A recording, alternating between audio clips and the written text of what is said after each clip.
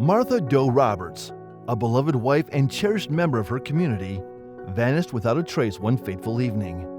The news of her disappearance sent shockwaves through her family and friends, leaving them desperate for answers.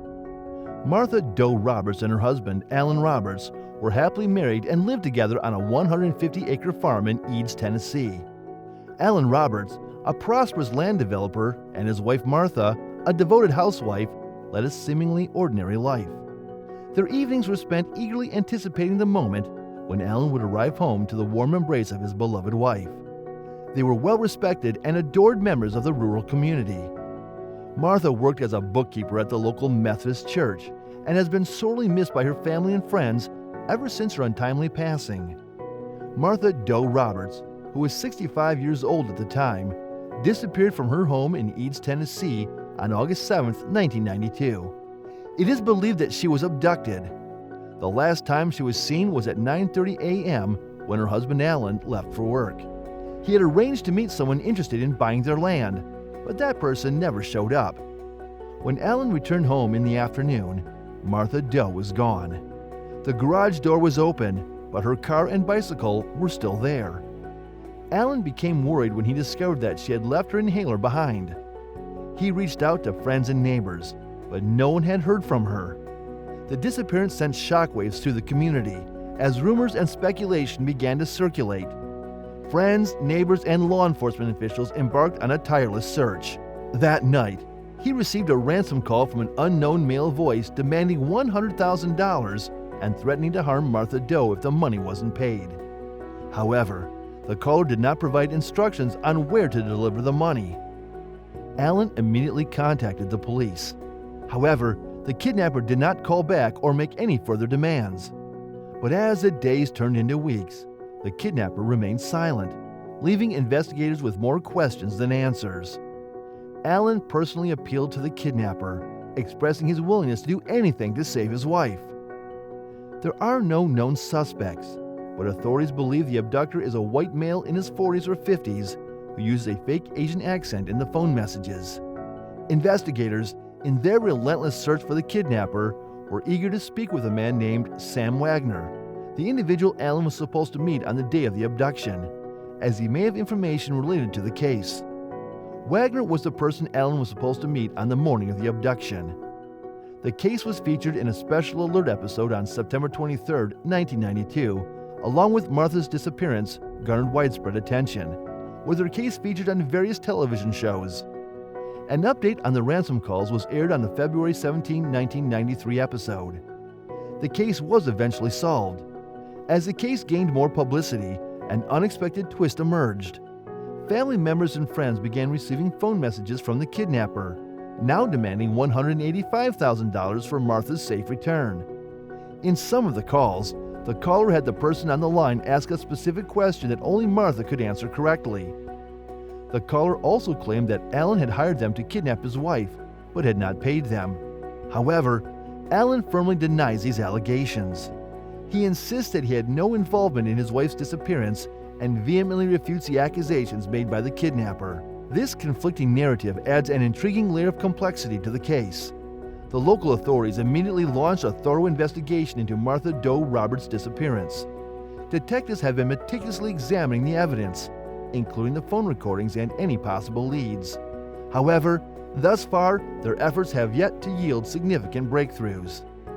In March 1993, the kidnapper contacted a local TV news station, stating that Martha had died but refused to provide any further details about her whereabouts. The next day, he called again, claiming she was actually alive. When asked about the ransom money, the kidnapper set a time and place for the drop-off at a nearby shopping mall. However, the kidnapper never showed up.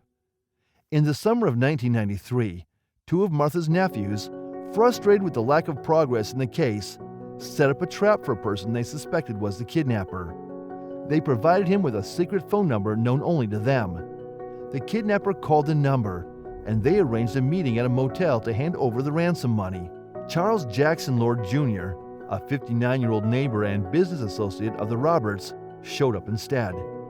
Lord claimed he was there to help rescue Martha and deliver the money to the kidnapper. However, He slipped up and mentioned expecting the brother's mother information only the kidnapper could know. An argument ensued, and Lord fled.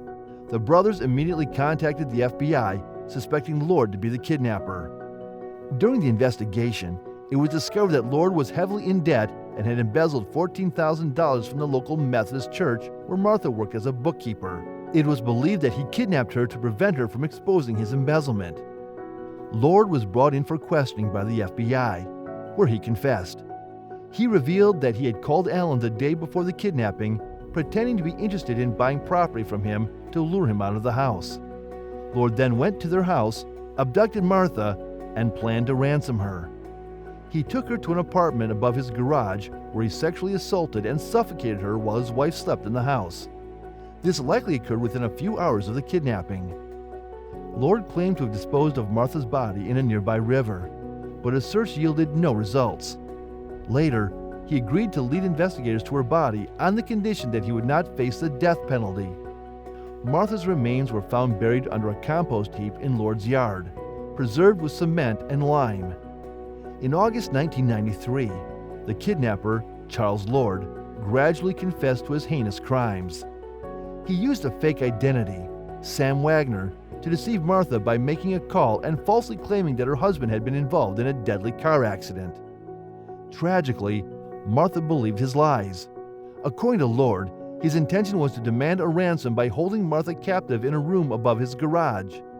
He attempted to kill her by administering sleeping pills, but she survived.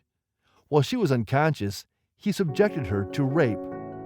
Eventually, Lord smothered Martha with a pillow. Disturbingly, his wife was asleep in the house throughout these horrific acts. When questioned about the whereabouts of Martha's body, Lord initially claimed to have disposed of it in a river. However, after an unsuccessful search for 3 days, Lord was compelled to reveal the actual burial site. He did so under the condition that he would not face the death penalty.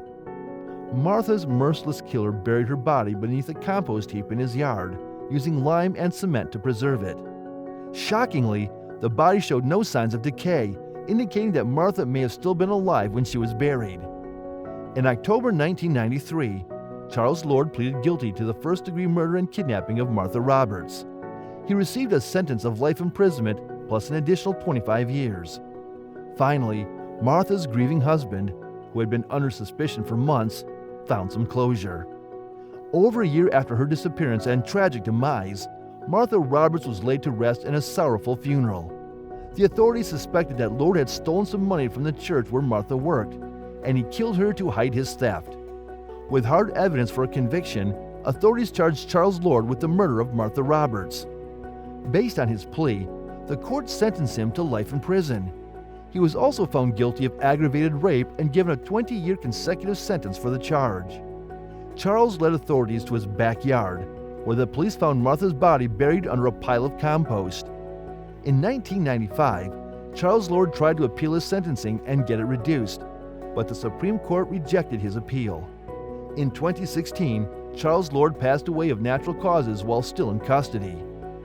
Alan eventually remarried, but sadly passed away in 2005. As we conclude this compelling account of Martha Doe Roberts' abduction, we experience a range of emotions. We feel profound sadness for the loss of a beloved individual, anger towards the depths of human cruelty, and a glimmer of hope in the perseverance of those who strive for justice. While the truth surrounding Martha's disappearance has been revealed, the lasting wounds it has inflicted serve as a chilling reminder of the potential darkness within our society. As we conclude this compelling account of Martha Doe Roberts' abduction, we experience a range of emotions. We feel profound sadness for the loss of a beloved individual, anger towards the depths of human cruelty, and a glimmer of hope in the perseverance of those who strive for justice. While the truth surrounding Martha's disappearance has been revealed, the lasting wounds it has inflicted serve as a chilling reminder of the potential darkness within our society. As we reach the end of this gripping story about the abductions of Martha Doe Roberts, it evokes a mix of emotions within us. We feel a deep sense of sadness for the tragic loss of a cherished person, anger towards the extreme cruelty that exists in humanity, and a glimmer of hope in the determination of those who seek justice. Although the truth about Martha's disappearance has been uncovered, the scars it has left behind act as a haunting reminder of the darkness that can exist within our communities. Don't forget to like and comment on this video and stay updated by subscribing to us.